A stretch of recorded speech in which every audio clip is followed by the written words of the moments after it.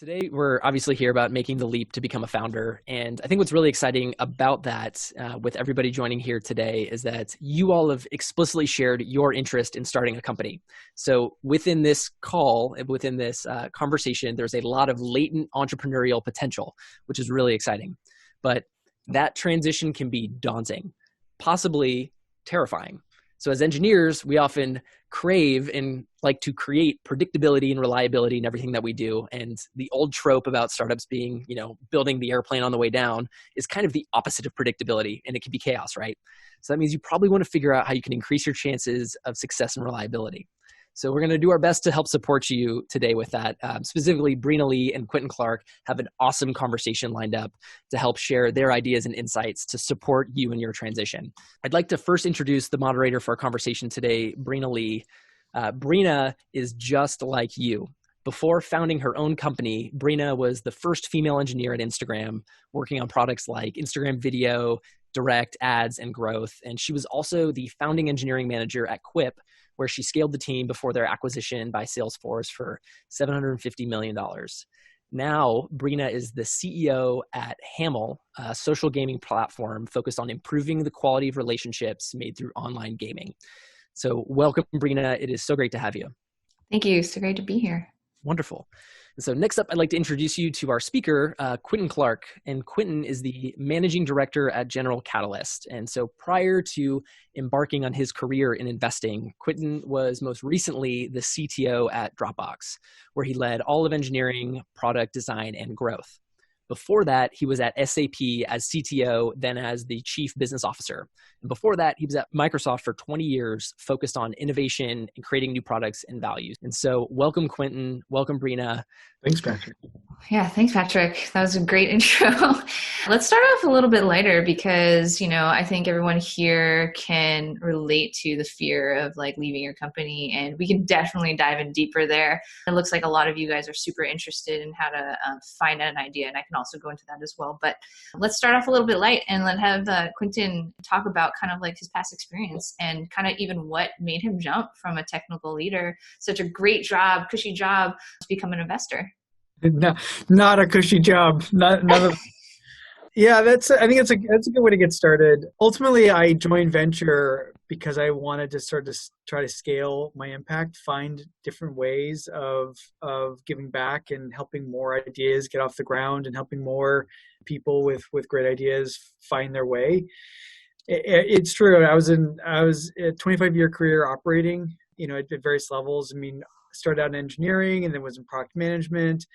And at Microsoft, I did many 1.0 projects. Even at SAP, I helped get 1.0 efforts off the ground. SAP.io, which is both a internal incubator and an external seed fund. I started while I was there. And at Dropbox, we got a bunch of new stuff off the ground, including Dropbox Spaces in my time there. So I understand the value of that sort of creation and that phase and how hard that is.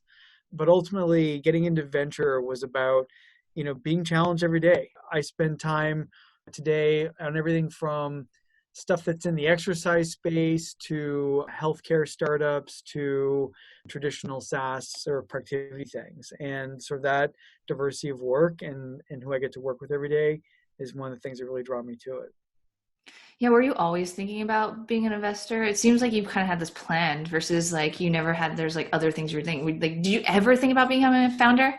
No, I am just the luckiest person on the planet. I sort of fell into this is the truth. So when I moved here from Microsoft, one of the things, and I actually think this is kind of an important point to anyone thinking about what's next. One of the things that I tried to do when I left Microsoft was take a role that allowed me to build network. And the SAP, being the global CTO at SAP was a perfect job for this in a way, because everyone answers that phone call. Right, the CTO of SAP is calling, and at least people are curious, and so it really did allow me to build a very, very good network down here. Because I moved from Seattle down to the Bay Area. That was 2014. So what is it now? 2020. So I guess that's 5.5 years ago. I did that, and I really didn't. I knew some people down here that used to work with at Microsoft or that I got acquainted with over the years, but didn't really have a strong network down here, and so. In some ways, I hired the SAP job as a way to help me build that network. And I say I'm just the luckiest person on the planet because, my very first, hey, you should go meet a VC like meeting. So I get moved down here. My friend's like, hey, like, welcome to Valley. Welcome to the, the big leagues of the industry. You need to meet some VCs. And I'm like, okay, great. I'll meet some VCs. So meeting number one, Reid Hoffman. Meeting number two, Asia. Like, I was introduced to some incredibly talented people. And I kid you not, I sit down for breakfast with Reid. And I'm like, so Reid, what is it you do? He's like, yeah, you are new here, aren't you? Right. So I'm just really fortunate that I was able to, sort of build that network. And it was after I got here that I realized that the venture world actually did interest me. And after I left SAP, I spent a little bit of time at a bunch of the tier one firms, going to the Monday morning partner meetings and kind of seeing what that role was like. Actually helped, value some companies, did some angel investing, this kind of stuff, and realized this is what I want to do. But there too, I really needed one more last operational rotation. And so I had this great opportunity to join Dropbox, which was, of course, a great 2.5 years. Nice. Yeah. And you have so much experience in the enterprise world. I think that leads me to the next question of what are the kind of things that you invest in and what kind of companies are you typically investing in these days? Yeah. So for me, for General Catalyst, first of all, we invest in everything, right? If we do the consumer space where we Parker, Honest Company, right, real consumer goods, obviously tech, Stripe, Gusto, Vroom just went IPO, which is, a tech-enabled, but, physical goods company. So General Catalyst is really sort of broadly in so many things. And we're at all stages too, right? We'll write $100,000 checks all the way to $100 million, SPVs to support pre-IPO, endurance kind of stage companies. Me personally, there's really kind of generally two areas that I'm focused on. One is healthcare. And so I actually been spending a bunch of time in the healthcare space. Hemant and I actually hatched a company within General Catalyst, a company called Commure, that's in the sort of platformization of technology in the healthcare space when I was on my gap year. And then the other is anything that touches knowledge workers in the enterprise. And that's a very wide statement, but it's everything from productivity to the platforms we build custom apps on to BI and other things. Think about the things we use every day. All those things are going to undergo massive transformation. And we tend to invest in things we think have enduring and secular tailwinds behind them, like real change behind why something is a good, as a good time and place to invest. So always on the lookout for those kinds of things. Yeah. Like, I think, as like hearing you talk of like what you invest in, I think like it reminds me of how I was trying to figure out what idea to build. Like, I think everyone here, there's a good portion of you guys are thinking that.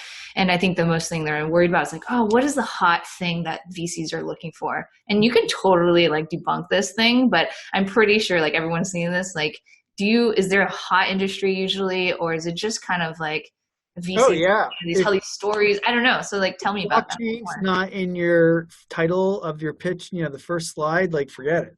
Like, no, I'm just kidding. It's interesting. It's an interesting point. I think there is this sort of hype cycle stuff that goes on in the Valley, right? And I think if you actually look though at the investment interests of the of the enduring firms or the long-term enduring, tier one firms, you'll find less of that, right? You'll find much more of a systematic approach that's more industry focused than it is hot topic focused, right? So, why is AI, why did AI become this like, unbelievable trope? Well, it's because we've been failing to get all the value out of all the data that we've been collecting systemically through the deployment of more and more and more advanced systems in all these different environments. We've not quite capitalized on the value of that. And AI was just the next thing after, analytics to try to get that value. That's why that became interesting. And it is an opportunity to kind of look at it industry by industry by industry is kind of what's more, more important to us, right? So we tend to look at this as what are the things over the coming decade that will be really interesting areas of investment that if today we look back at the 2010s and we say, oh, well, fintech and multi-sided marketplaces, like these are kind of examples of obvious areas of a lot of, investment and progress, right, in the tech landscape for the last decade. What does it look like for the next decade? That's more the more interesting question, right? And, there's this famous quote by Bill Gates that I really love, which is we underestimate what we can do in a year we overestimate what we can do in a year. We underestimate what we can do in 10. And so, and it really is that 10-year perspective that you need to take if you really want to have, big enduring, impact. Building big companies is not a take hot topic of the week and write your slide deck around it. It's much more, okay, what is a systemic change that can really make an impact over a decade? Yeah. Yeah. It's funny though, being in the Valley, I feel like you're more susceptible to that hot industry, right? And in the last couple of years, it's been the enterprise products, right? Like, and I don't know if that's because I've also been in enterprise the last 4 years of my life too. So I'm just curious, like, where is that now? Like, is consumers starting to come back around, or like, has it been around? Should I be worried if I come up with an idea in that space versus enterprise space? And kind of like, in terms of what is your strategy investment in the next 10 years you talked about? Yeah, I think in the consumer space, you have to really think about what are the systemic changes that are happening that empower another generation of companies to come into existence. We really went through, even in the enterprise, we went through these different phases, right? The creation of the internet in the first place and the ability to deliver software that way or interact, in an online world was like one change, which is different than cloud computing. Big data became something that is different than this sort of post-machine learning, world. In the consumer space, there's not been a change since smartphones, rose to prominence. And so the question, if you're in the consumer space, is going to be, there's always something that consumers end up loving, right? And I am not a consumer investor, so I am like the one of the least qualified people in the world to predict what that is. But like TikTok shows up out of seemingly nowhere and then becomes this incredibly important thing. There's no rhyme or reason to it as far as I'm concerned, right? It's just the zeitgeist of people, what people are interested in day to day. There's always going to be a handful of things that grow and rise like that. But if you think about the era where, the Snaps and the Facebooks and an entire sort of generation, if you will, Dropbox, et cetera, came to existence and grew to large scale in the consumer world, it's because of the smartphone, right? And it's because of the ubiquity of connectivity and enough processing power to take advantage of it. So the next major consumer wave will come because there's another big systemic tailwind that's driving that. In the enterprise, I like to think the enterprise never went out of style, right? But, maybe I'm wrong about that. But it's the same thing in the enterprise space. It's kind of what are the things that are driving the sort of next generation of change. There's all sorts of different ideas that are being explored now to take advantage of a deeper interest in connecting businesses together. That's the advent of microservices and APIs, and so the recognition that the next generation of automation comes when companies can do this across companies, et cetera. That's an example of what I mean by like bigger long-term changes that are being opened up. Yeah. I mean, I think there's just there's so many ideas, so many possibilities. So that's a hard one to, if everyone knew what the right idea to build, everyone would just build it, right? Yeah. So shifting a little bit from ideas to team, I hear a lot, when I was trying to raise, it's like, oh, it's not about the idea. It's more about the team that you invest in. And you can tell me if that's true or wrong. And if that's what is the combination of the team that you look for? Yeah, and it does. I mean, it is the case that, and I think it's actually worth founders understanding this, prospective founders understanding this. The VCs, as they invest, they start to index at different things at different scales of the company, right? If you are a growth investor looking at, or a hedge fund looking at pre-IPO investments, you're deep in the financial data, right? You are basically looking for an understanding of what the economic engine is and what's going to power that and where the strength of that is and how long that's going to endure, et cetera, which is very different than the seed stage where you're really looking for the founders, right? And whether there's, to reuse the words founder market fit. And basically, do you believe that these founders are passionate enough about a space? Do you believe that they've learned the right things? And that they are going to have the agility to go about building a company, in that space where the sand underneath them is going to be shifting all the time. And so the things I look for, it's actually very simple at the end of the day. There's sort of two top level properties, and there's a whole bunch of stuff you could talk about underneath. One of them is will. because it's not easy. I mean, Brina's already smiling. She's like, yep, not easy. But that will, the grit, some people talk about it as, the modern word we use is grit, right? But that inherent drive that I will not let anything become a barrier to us succeeding, including being wrong, right? If I'm wrong, I will just, adjust course and move forward and not, let that become something that gets in my way.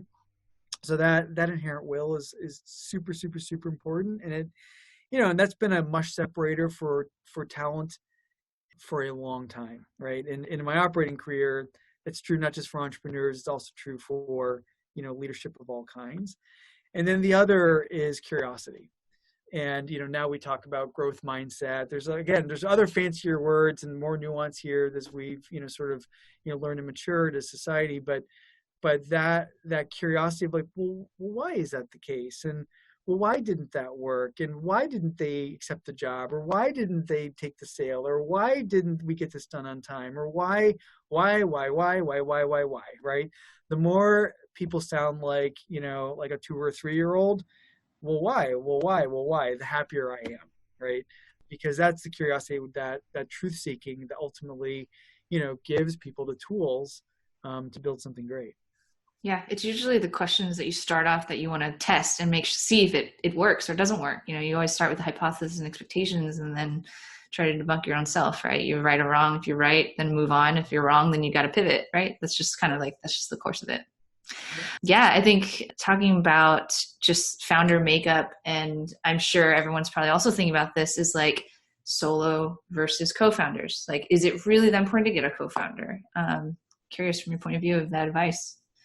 Yeah, my experiences, and this was the first times I saw this lesson, or I learned this lesson, or observed this lesson, was when I was running these incubators. So at Microsoft and at SAP and at Dropbox, I created these internal incubation teams to in a very VC-like model, like let people have ideas, fund them, which is, in those contexts is headcount, right? And a little bit of, at some point there's a little bit of marketing budget, sure, but it's mostly headcount.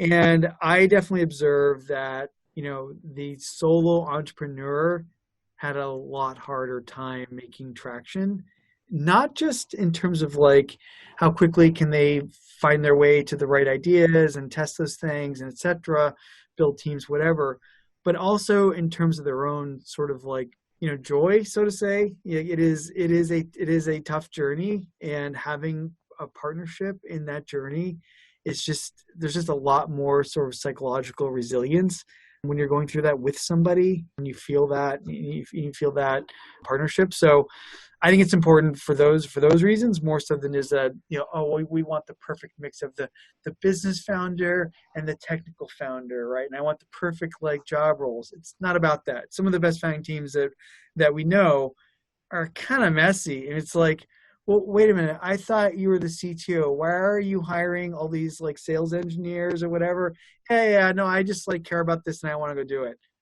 Okay, great, right? So it's less about structure, and it's more about that partnership in the journey and sort of the ability to have that kind of resilience. Yeah. Titles just don't matter at this stage.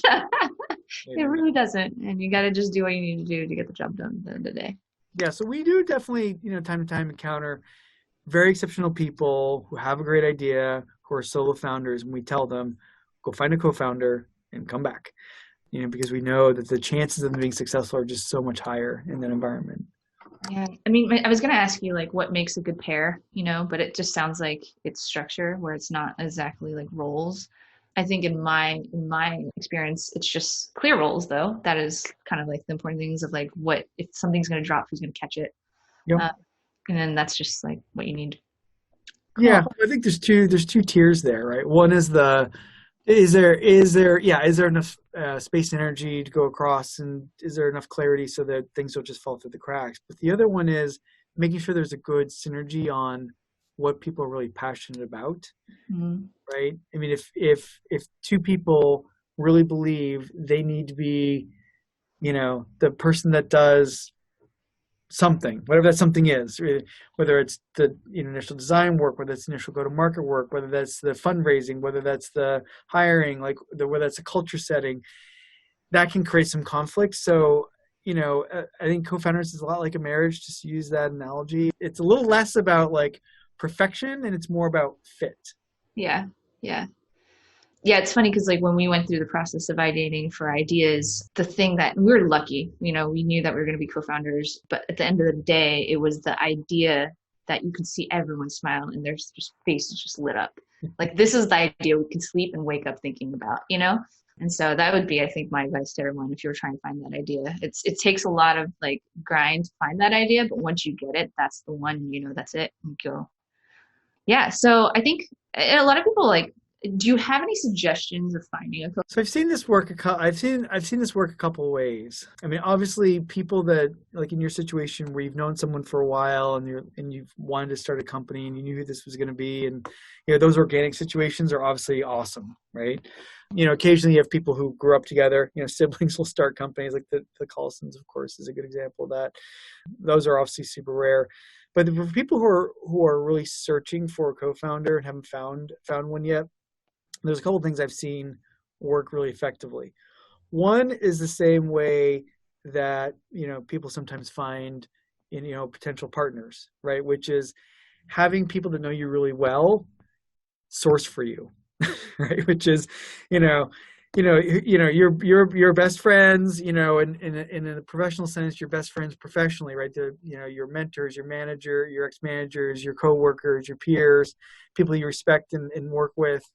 Making sure that they know what you're looking for and they kind of have an understanding of what you believe you really want, goes a long way. And, it's definitely the case for, Dropbox. Drew and Arash got connected through a mutual friend, and it would never have happened if Drew hadn't told that friend, I need a co-founder and this is what I'm looking for. Right. I mean, just think about how obvious that is. Like, how would anyone ever solve a problem they don't know exists? Well, step one is making sure that people around you, really know, right? Because people aren't going to just read your mind. And then the other one is I've actually seen, there's a company that we recently seeded who the co-founder, she, systemically sought someone out almost like a customer development exercise, like this is what I'm looking for. I'm going to sit in LinkedIn and I'm going to grind through profiles until I find a handful of people that look like good fits. And then I'm going to filter out for people that I can network to in a reasonable way. Right. So just cold calling someone saying, I want to talk to you about being my co-founder is maybe not the best approach, right? So typically having someone enact, do a warm intro, act on your behalf. And then she found her way to this amazing co-founder, right? And then very systemic about getting to know them, getting to understand what they're interested in. And then, and doing that early enough that, Brina, what you're talking about, which is that ideation phase and the grinding through, like, well, what is it really? Yeah. That you go through that journey with them.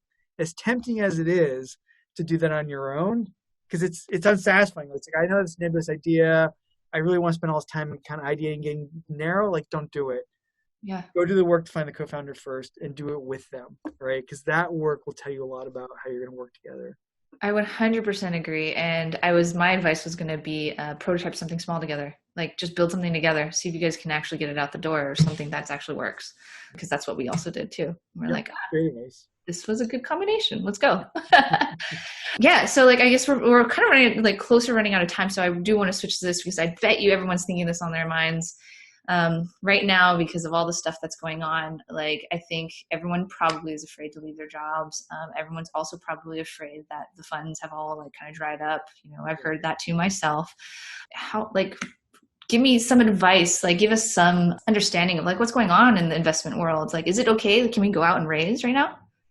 Well, I hope that the funds are still there because I've been writing checks and I hate to have them bounce. That would be bad.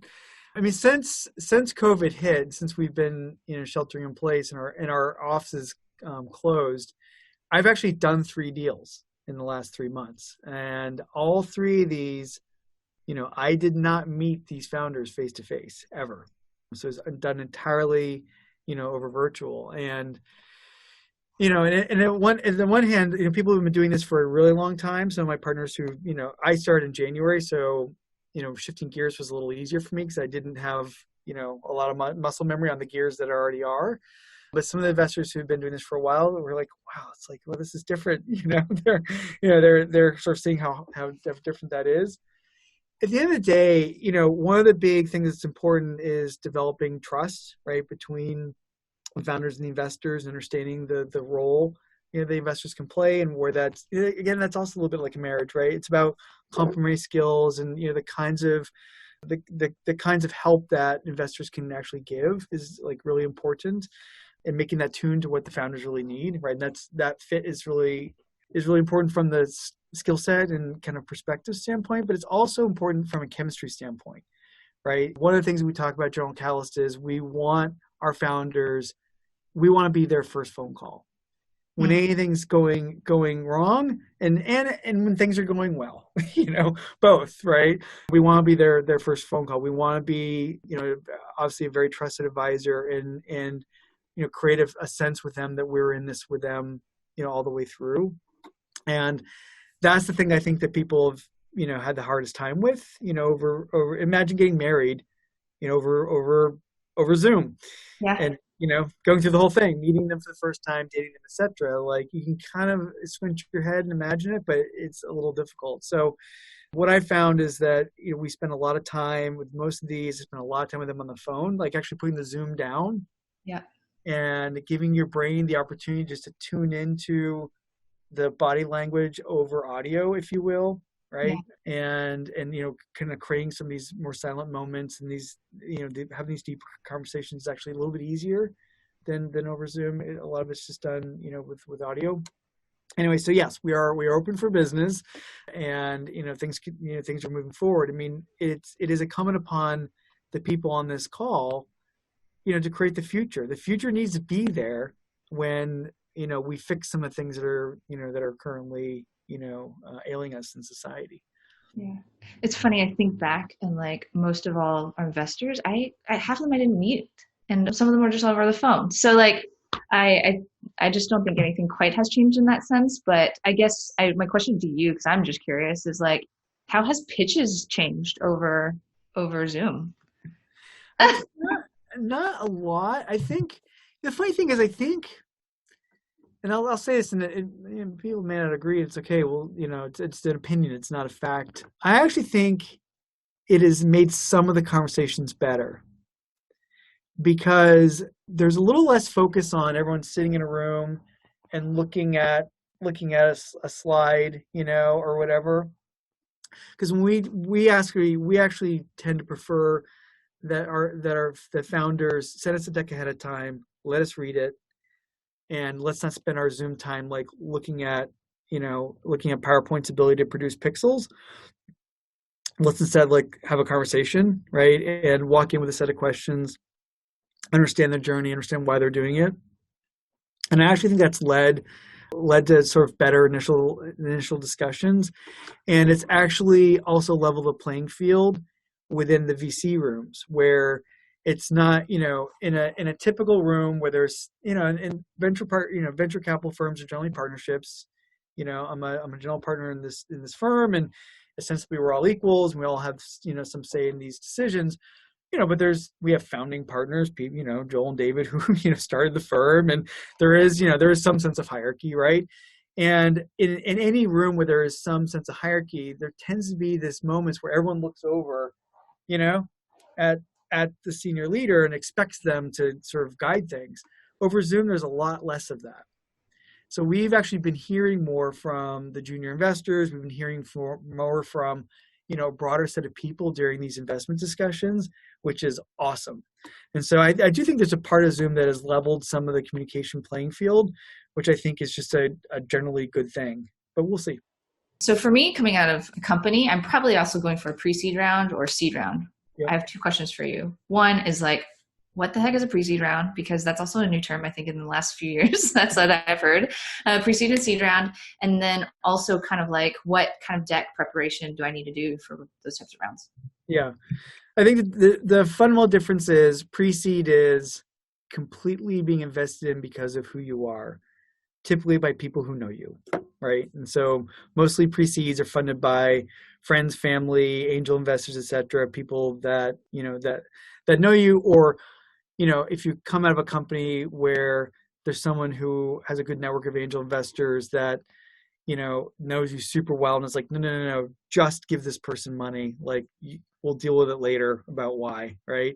So that occasionally happens too. So it really is a bet on giving founders coming out and getting started enough capital to go and do the work of, well, what are we really doing here, and what is our approach really going to be, etc. The seed stage really is at that point where, look, we have a market that we're going to enter. We have a thesis on what that entry point is. We may have actually even built a little bit of product, right? At least some prototype level or something else to validate that we're not completely off base on this being an on-ramp into that market.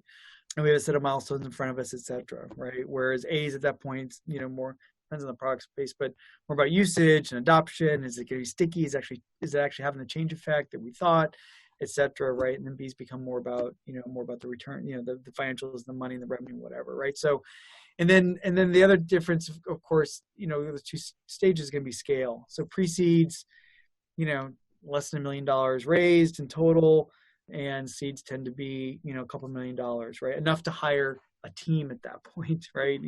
Pre-seed companies may hire 1 or 2 engineers, that kind of thing, but we expect seed companies to actually fill out, a team, which is, like a dozen people, something like this, right? In that ballpark, to go and actually build the initial version of things.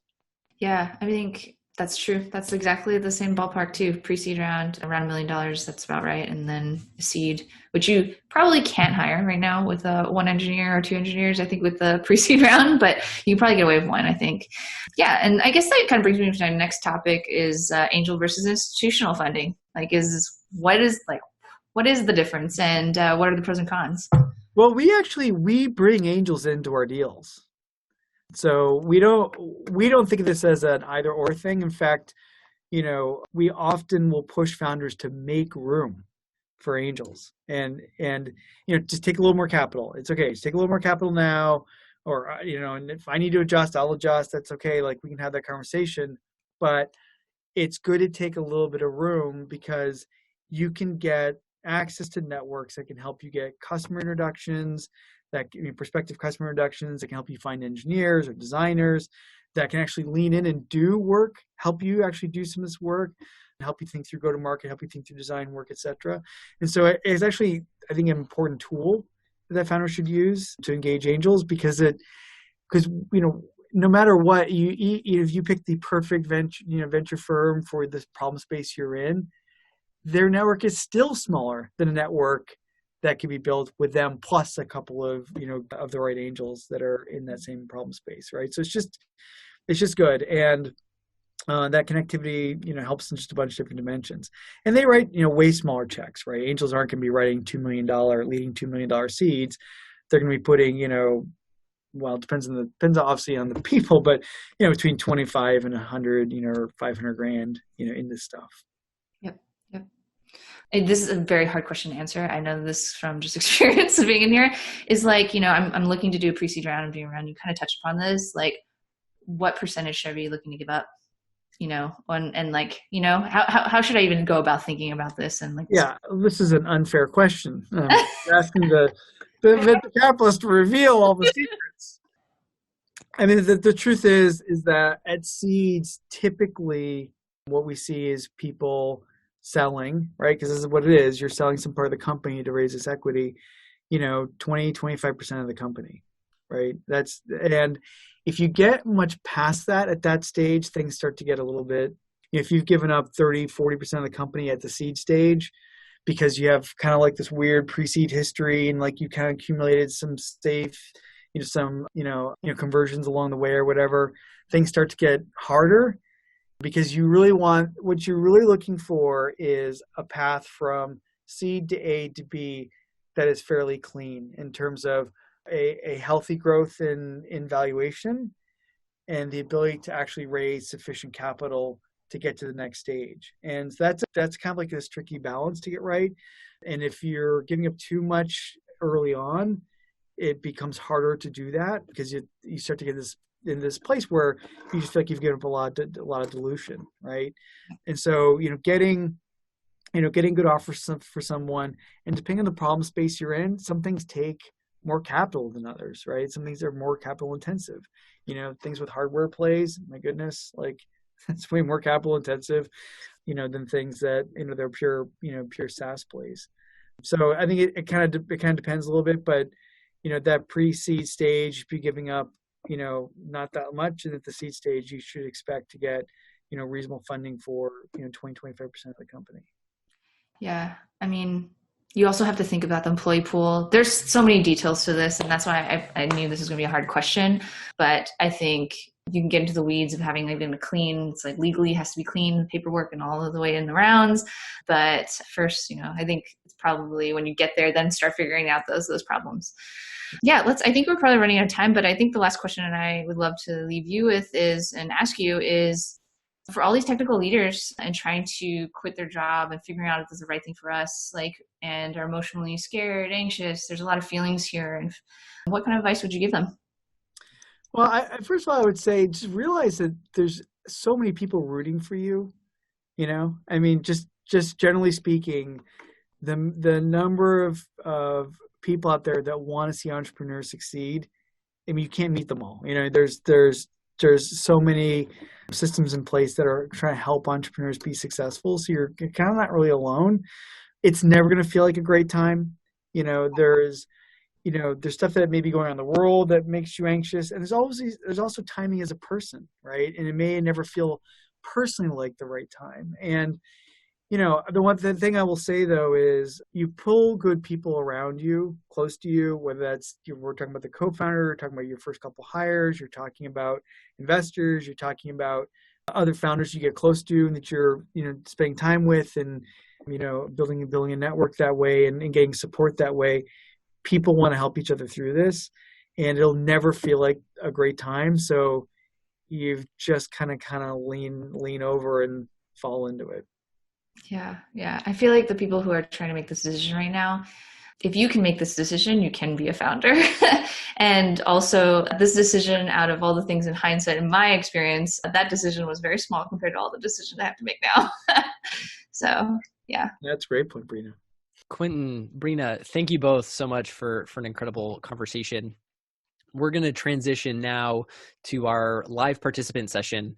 So we have a handful of members joining us here on the call. And just so for some context, everybody here is dealing with a specific situation. A few of them are going to share it. And the cool part is this will help you all expand the context in which you can apply a lot of these lessons.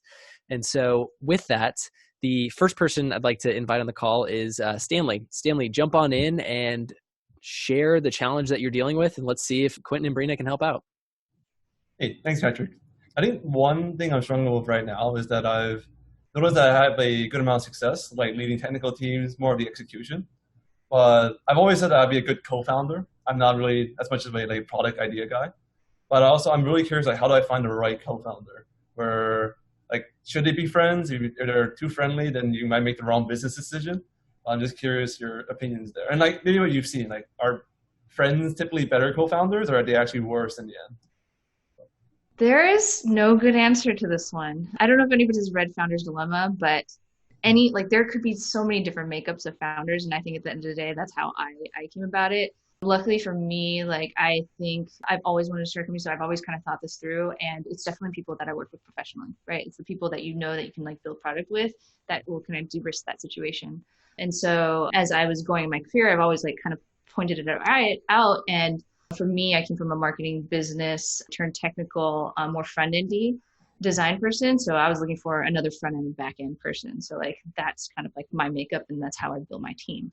I don't know if that would be the right way, but of course mine's all engineering team. And then I kind of just assumed that I could probably take on some of the business side of things. And so I was going to pick a problem that probably is more technical and product focused. If you're looking at more operations ideas or more strategic ideas, then you probably want to lean towards a business person as your co-founder, right? So that's that would be my advice. Quentin? Yeah, the other questions you asked about, is it better to be friends or not or whatever? This is a person you spend a lot of time with. And I would say the number one property you need probably is respect. it is okay if you do not always see eye to eye, or if you don't, want to go to the movies with them every weekend or whatever. Like that, those things are okay. Some of my closest professional relationships that have been the most productive have just been ones that are rooted in respect and trust.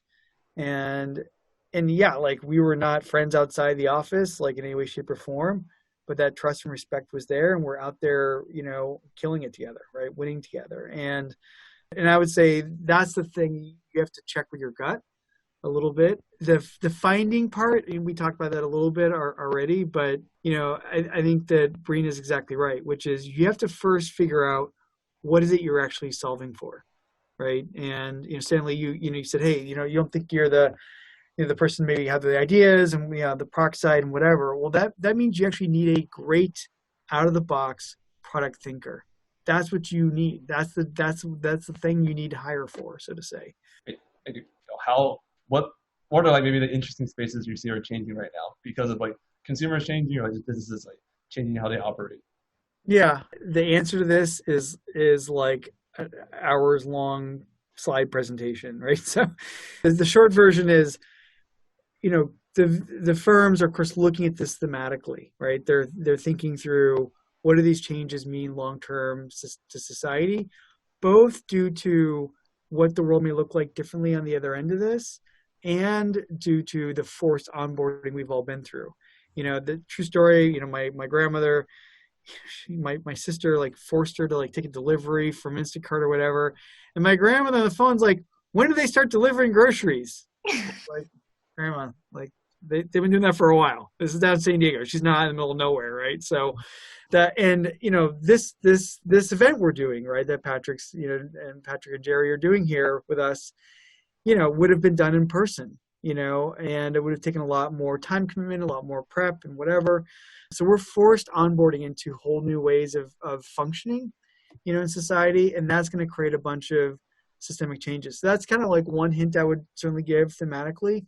And then, and that touches, telemedicine, it touches, remote work and things, how do people do the little synchronous touch points that aren't the Zoom calls, but the little things that replace what used to happen in the hallway, right? In the future of work, it touches documentation, it touches, grocery industry, delivery industry, it touches actually supply chain management, etc. So, forced onboarding is like one big effect. The other one is, when I say, what's the world going to look like at the other end of this, the amount of effort being spent on, contract tracing, supply chain origination and flexibility.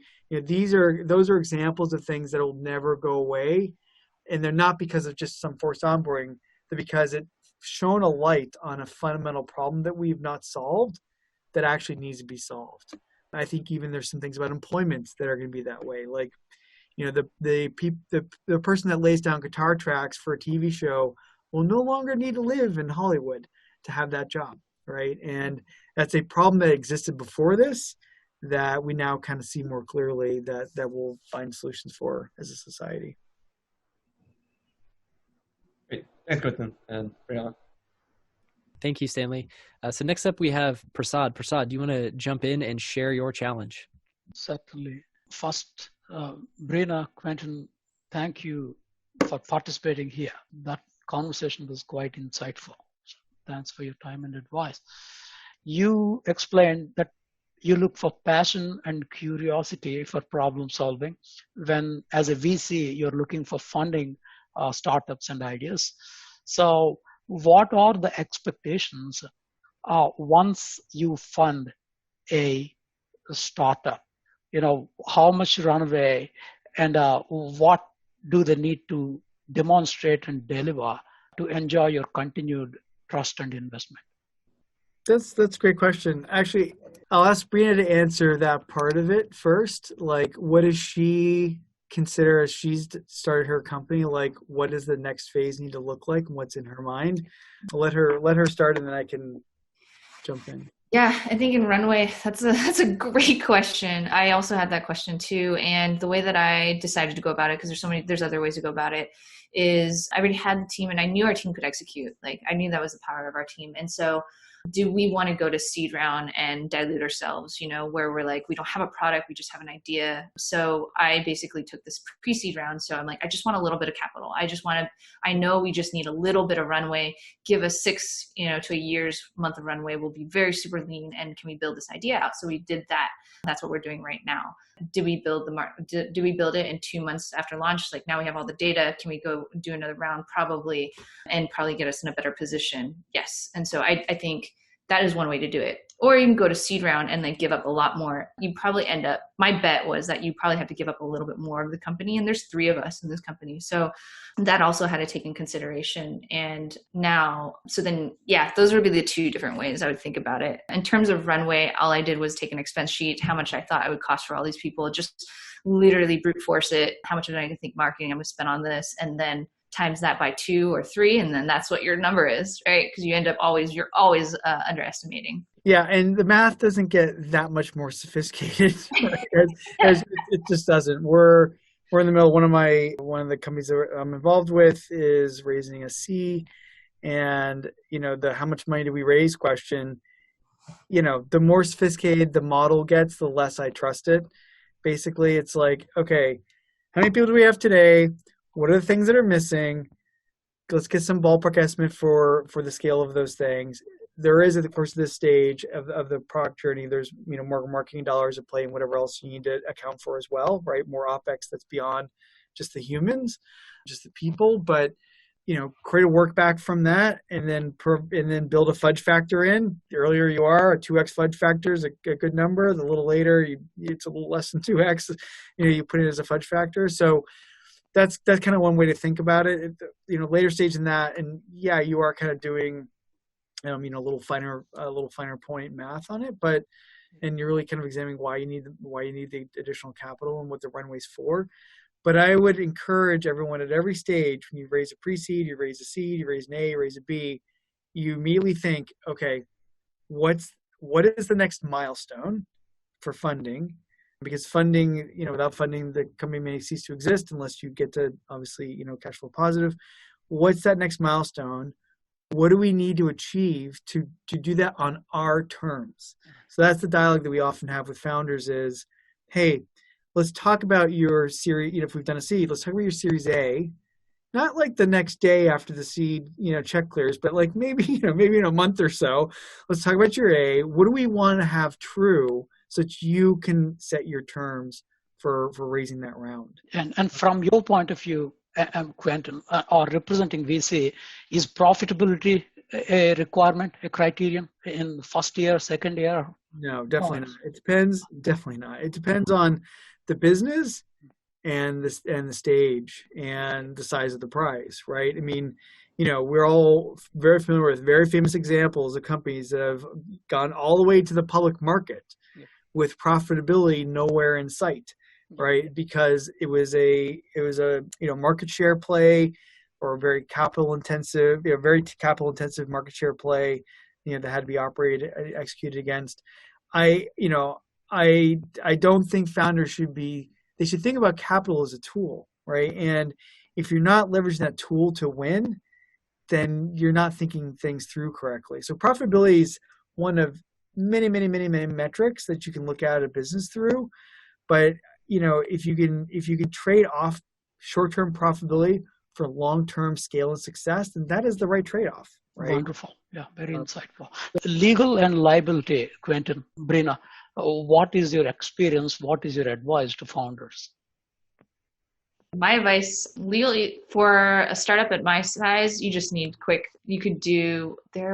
is this, Clarky people you just use to get up and running on all the paperwork. Or you could just find a small law firm to go and help you get all the paperwork, incorporate, and do all your equity and splitting and all that stuff. So that's what I would suggest. Just, I think you're looking at $1,500. Right. Yeah, but are there any landmines for founders, co-founders in the first 1 to 3 years? If they're not successful, if they're successful, Quentin? Yeah, no, I think she's basically got this right. I mean, the first couple of years of this journey is just about getting started. So you do need some incorporation documents. as you get started, and that sort of defines the legal structure of the company. None of this is particularly complicated at that stage, right? As you raise additional rounds, those rounds, if they're valuation rounds, that generates a whole new set of of paperwork.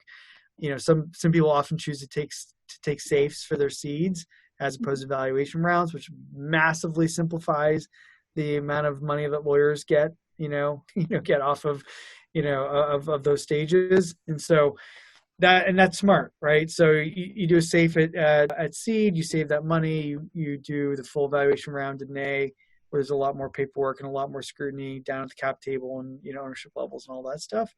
The typical lawyers that you'll find to do this work, they know the landmines, and the number one thing I think founders need to be concerned with is just simply, what is the ownership level, and how are you creating the equity structures? Are you providing founder preferred stock? Yes or no? Is there preferred stock? Is it versus common stock? What's the equity pool?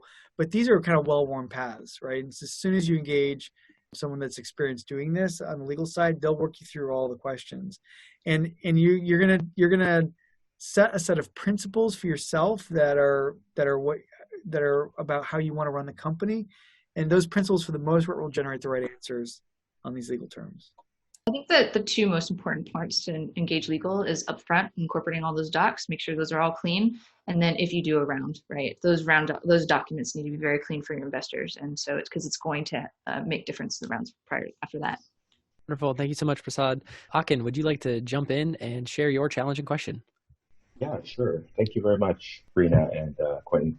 My question is kind of related to, well, we've talked a lot about VCs and that kind of experience. I have a question related to kind of the opposite of that. Well, maybe not opposite, but bootstrapping. Like, is that a viable option? And where and how do you see that comparing to the VC space? Yeah. Brina, did you consider that? Yes, we did. We bootstrapped a bit. So I would say do it because the less money that you take from investors, the more control you have. Like, that's just the common sense. And so at the same time, it's also helps all the founders feel like, I have some skin in the game, right? You can just take money and just blow it away. But at the same time, you want to everyone to feel like this is my company, this is what I'm building, and we're doing this together. And so I would say my advice is, yes, I try to bootstrap a little bit if you guys have the capital to, because I do think in the long run, motivation and just people feeling attached to the product and stuff, it just really bakes into the culture of the company. Yeah, I 100% agree. I mean, on the one hand, I can sit here and tell you, no, come to venture capital right away. We'd love to get involved, and I'm sure we would. But the truth is that the effect that Brina talks about, I think, is actually really important. Where at those early stages, that sense of ownership, in the sense that you have something at stake, is actually materially important. And it's a little easier later on when the valuations start to rise, where you kind of realize if this is actually material to me, right, in an upside way. And so that sense of ownership kind of comes at those moments a lot more easily than at the early stages when valuation is just completely made up and it's just a piece of paperwork with no judgment on it. And so bootstrapping really does provide that sense of ownership, and it's also just, I think it's a good journey for the founders to go through, right? The stories you hear there, the habits they build in terms of being really critical about how they want to spend money. Yes. Yeah. VCs do not actually want to hand over lots and lots of money and have it carelessly spent. That's not efficient, right? This concept of efficient capital expenditure is actually really important to the better VCs, and it's something that we tend to scrutinize. How do they spend their money? Why do they do it? And it's not so much judging well, I don't know, Brina, that engineer maybe should have given 120K instead of 125K. It's not that. It's simply the principles behind it. And bootstrapping helps set those good principles, actually, for co-founders in terms of how they start the company, right? Those are good things to work through at the very beginning. And doing with their own money actually gets them deeper into those principles than doing with someone else's typically. Yeah. I mean, it's deeply seated, I think, in our company of building a lean one, right? I remember in the early days, because it's our own money, we're should we spend this $500 on this license that we need? looking back, it's like, no, we need to spend it because it's blocking us. But like, those are the good patterns to be having conversations with your founders, knowing that you're actually being thoughtful about the money that's being spent. Yeah. I mean, where that can go awry is when we know founders, and we invest in founders who bootstrapped for a little too long, right? They started to cede market share because they just did not start to pour gas on the things that were working, to go take market share and to grow the company, quickly, right? So, there's time and a place for it. Gotcha. Yeah, I appreciate the responses there. And I think this question kind of relates to that, because I feel like, when do you feel like something's starting to become real? And like, as an engineer, I find myself always redeveloping things versus like making progress towards releasing something. So like, I've struggled with that. I'm wondering if there's any kind of advice that you could give in that area. Like because I've replatformed a couple of times now, but haven't released anything, and trying to get to that point where, just getting it out the door. Quentin, you want me to answer this one? Yeah, go for it. Yeah, like that is the thing we struggle with all the time. And I'll give you some backstory. Like, we are 3 Instagram engineers, and we've always been pixel perfect. Like, that was kind of ingrained in us from the beginning, from Mike Krieger, where, there's one time we were spending so much time building out. I think I don't remember what product it was, but the first thing he said to us when we put a phone in his hand, he pressed a button and he said, the down press is off by 1 pixel. So you can imagine like the quality of where we're coming from, that we are kind of like you. We just want to redo it over and over and it's polished. But at the end of the day, you have to keep reminding yourself that if you don't launch it, you are not going to get your validation, your feedback, your success, and knowing where to iterate and innovate more. And that's what you need to do as you build a company, because if you keep hiding everything behind closed doors, you're never going to know the answer to your question, right? The answer to all those whys that you have in your head, you will never know. And I think one of the biggest advice that I got from someone earlier is that your first product out the door, it will look like a toy. It will look like a toy, and that's okay. Like, you just have to tell yourself, that's okay. I need this, Yeah, I couldn't have said this better myself, Brina. My friend Reed says, the first version of your product you ship should be embarrassing later. Yeah. Right. And I have definitely seen teams fail because they simply iterated to try to get to perfection. And what Brina said around getting that feedback back, starting the flywheel of having something out, you're getting the data, you're saying what is not working. It's painful. And this balance between strip mining your potential user base, like you brought in a bunch of users, they saw your thing was terrible, and they're scarred on you forever, like that. I know there was a tension there. So, and people do things like, close betas and wait lists and all sorts of ways of protecting yourself through this phase. But if you do not deliver it to actual people, not to, just your friends and family, they're not gonna be honest with you. That's the unfortunate truth. But to really out in the wild world, like email addresses you have never seen before, domain names you've never heard of before, like that's when you start to get, some real feedback. And it's very, very, very important that you start that flywheel, early, right? Validate what you're doing. Yeah, thank you very much. And by the way, it leads to the most magical moments, right? Those moments where you've seen evidence that you're right about something. And it may take a while, and it may not be the first evidence you see, but those moments when you start to see, oh yes, this is starting to work. I can see it. We can see in the data. It's the most magical thing. Yep, totally agree with that. Thank you so much, Nazrul. It is your turn. Jump in with your question. Thank you, Patrick.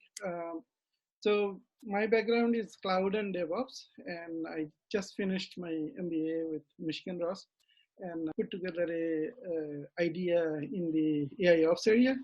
And we have a pitch deck that we pitched to a couple VCs during this COVID season. So obviously during this time, the co-founders are a little jittery about quitting their full-time job and joining full-time. And obviously we feel very passionate about it, and we want to make this happen. We think we have a great product idea. But like, would you recommend us to leave our job and join full time, or do it part time? Like, what advice would you give us?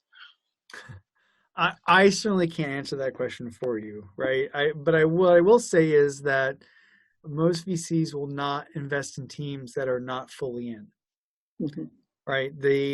No, I still have a full-time job. I haven't really, stopped that yet. It's a sign of a lack of conviction on the founder's part, right? And if the founder doesn't have enough conviction to make this their full-time endeavor, how am I supposed to have conviction that the idea is worth pursuing? I don't know, Brina, you may have a different view of this.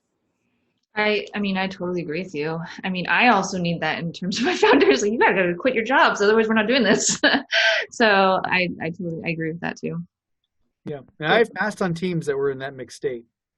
It's kind of like, what am I investing in at that point, right?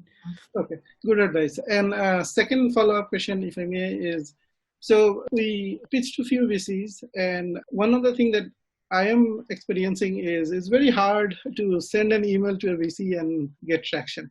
So what advice would you give in terms of, like, I'm sure you are personally experiencing this. Yep. Like, what should I do to kind of get traction with VCs for raising seed funds? Yeah, so I have a couple pieces of advice on this front. We get cold emails, right? We do through LinkedIn. Through people guessing what our email addresses are, they find it somewhere, whatever else, and ends up in our inbox. And the ones that get immediately deleted are the ones where it's clear they've done zero research on who they're talking to. Like, when there's no personalization whatsoever, like if I have a consumer company pitching me, like it doesn't take more than 3 minutes, maybe 4, to find out that I don't invest in consumer stuff. So like the fact that you're sort of not willing to spend the energy to figure out what's a good fit is just not a great signal, right? In terms of the depth of work and the grit, et cetera. So it's kind of not that helpful. So that's kind of one thing. Like, target fewer people. And we've seen people span the entire firm, right? Literally, like everyone in the firm, down to the person who manages our IT systems, right? We'll get this pitch email, right? Not very selective, right? So be more selective, target fewer people, understand something about why it may be interesting to them, right? Based on the other investments they've done, obviously, or things they've said out in the public sphere that you can find, interviews, articles, whatever, and tailor it, right? And speak to them. Try to speak to them, not just generically to, dear investor, I have a thing, you should give me money, right? And then the other one is to spend the energy on trying to get a warm intro, right? Which is, okay, how many degrees away from this investor am I? And can I have the perseverance to take someone I know, have them help me reach another person who hopefully is that person, or if not, like reach another person who is close to that person. Can I work through the network to find my way to them? Because, by the way, that's also a similar skill you need to go get your first customers, especially in the enterprise space. All your initial customers are common customers, and they take that kind of networking. You're not going to know the CIO of Procter & Gamble, likely, right? So to get their attention, it means you're going to need to work through people. And those aren't always going to be your investors. Your investors don't always know the people that are relevant in these industries. Now, they're typically only one hop away from stuff, and that's one of the reasons you're hiring them to help you do those jobs. But that's a skill that's worth showing.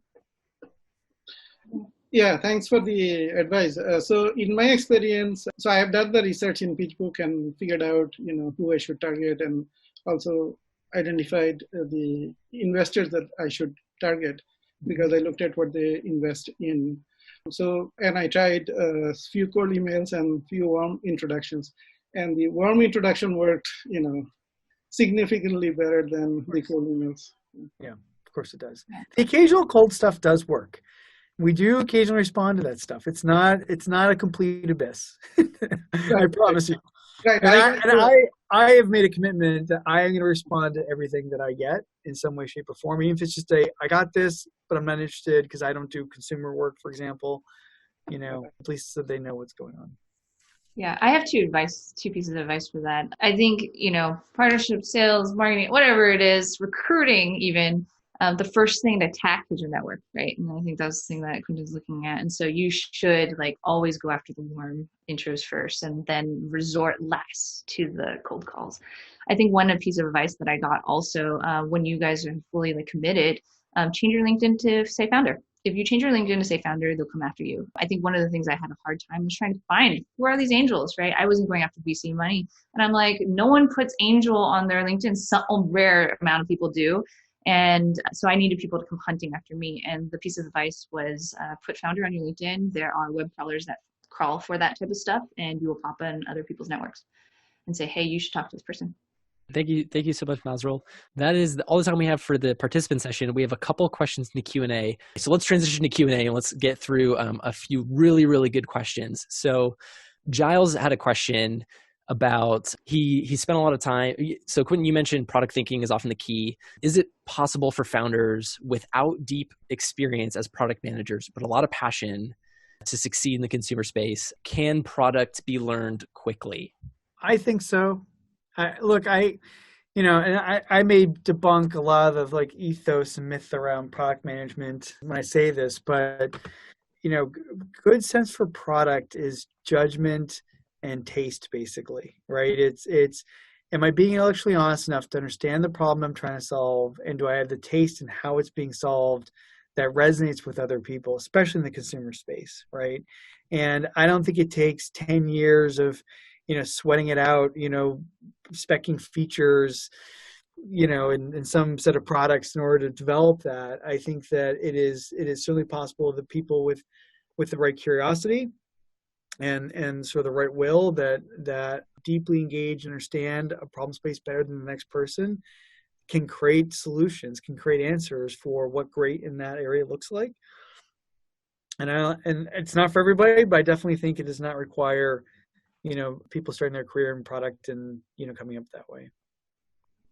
Brina's smiling. I don't know if she... I mean, I 100% agree with you, because I also just think, like, if you don't know what you're doing in product, like, you also don't know how to build a company. Like, that's just, like, you have so many other questions. You're going to have to figure it out. And if you can figure out those questions, you can figure out how to be a product manager. Like, that's just, like, the end of the day. Great. Thank you. So Tim has a question about the concept of a pre-seed. And so this comes from right now is sort of everybody's being very mindful about finances and spending and runway. So how big is the barrier to not have a chunk of personal savings to pay the rent when you take the leap to being a founder? Do either of you have any insights on being mindful of like the early money and making that leap? I mean, for me, the first thing I did was do a monthly cost. Like, how much is my rent? How much is, how much to pay for all these things that I know I'm going to have to pay for, even if I started this company, and then realize, okay, how much do I need to pay myself to stick around? I think one of the biggest advice that I got up front is like, oh, man, I want to start this company, but I don't want to pay myself, right? It feels like kind of against the thing, and I just want to put my sweat equity in there. But at the end of the day, if you cannot pay, your personal finances, you will not be able to put your all in all in it. So I think you have to, one, pay yourself something just to cover your monthly expenses and something to make you feel comfortable so you can spend all your time thinking about product and how to build this company. Yeah, I think that's well said. Wonderful. I think we have time for one final question.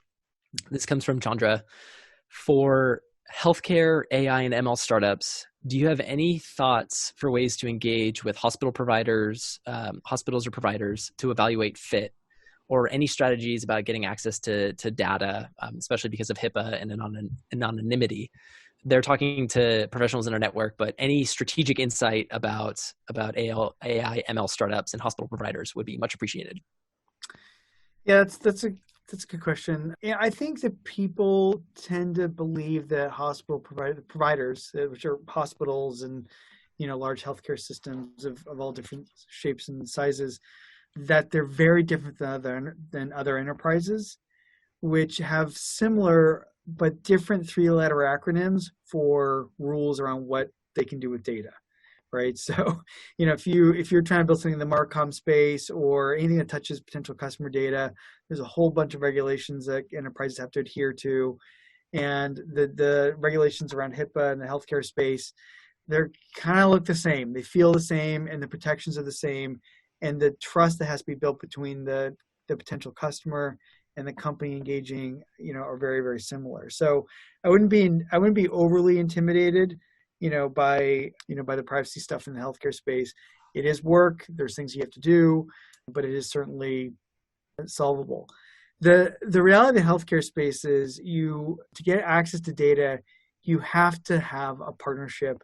There are these there are all these fake EHR data sets out there that you can use and whatever to prototype and to build and to explore. But if you actually are looking to build an AI system for specific pathology or specific part of clinical care or specific workflows on the clinical side, you're going to have to find co-development partners. The best path to do that is to find institutions that are leaders in the problem space that you're playing in. So, if you want to do something in the, ocular space, you don't just go to the local hospital and knock on their door and say, hey, I'm trying to build a startup in the ocular space. Can we talk about this? You go and you find, the leading providers of, what is the one MS in Boston called? It has the word I in it. I don't remember what the rest of the name of the hospital is, but you find basically the leading research-driven institutions in that field, and you try to engage with them, right? They're going to be the ones that are going to be the most interested in that and have the most already in practice on it. You won't be the first ones knocking at their door. So hoping we could sneak in one more question. This one seems pretty urgent for this person. It's about co-founder equity split. Should co-founders have an equity split? What kinds have you seen work well? Or if you have any principles for how people can think about that? I'll let Brianna answer this first. Yeah, I think this comment we made about the founder relationships like a marriage. I think it depends on the people and on the situation. We tend not to get involved as investors, trying to set that in any way, shape, or form. We want to know what it is. As Brina said, we kind of need to know, how decisions are going to get made and what that looks like. But let me put it this way. I've seen equal split amongst founders work great, and I've seen equal split amongst founders fail. I've seen different levels of equity for different founders work great, and I've seen different levels of equity for different founders also fail. So I don't think this is typically one of the existential issues that ends up becoming the driver of an outcome for a company.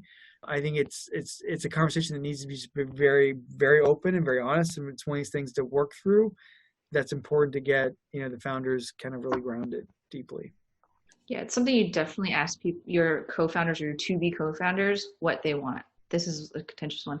The way that I think about it is you guys have a small pie. We're having a tiny little piece. So there's no point fighting about it now. It only matters when it's really, really big. So that's just the way that I think about it. Last rapid fire question for you, Quentin. Investing in ideas with no traction. Do you have any thoughts there or anything stands out to you? It's about the founders, right? I mean, at the end of the day, if you have this great idea, but you have not built anything yet, you're at a very early stage. That is called venture capital. And yes, we invest in this all the time. One of the most recent investments that I made was a company, it's not announced yet, so I'm not going to go into details, but they have nothing built except a handful of mocks, and they did a bunch of customer research. So they went and found 40 companies that are in the space that they're looking into of all sorts of different scales, did a learning journey, learned a bunch of stuff, and built some mocks, went back to them, figured out what started to resonate so they could find their on-ramp. The thing that was important to me was that they did the work, right? They have showed depth of understanding of the space. They passed my test in terms of founders through the world of curiosity, et cetera. And they found an on-ramp. And that on-ramp to me seemed completely viable, right? Now, it may not be the right on-ramp. That's okay. They've shown that they can go and they can repeat that process and find another potential attack vector, right? So it's absolutely viable, but that's what venture capital is for. Wonderful.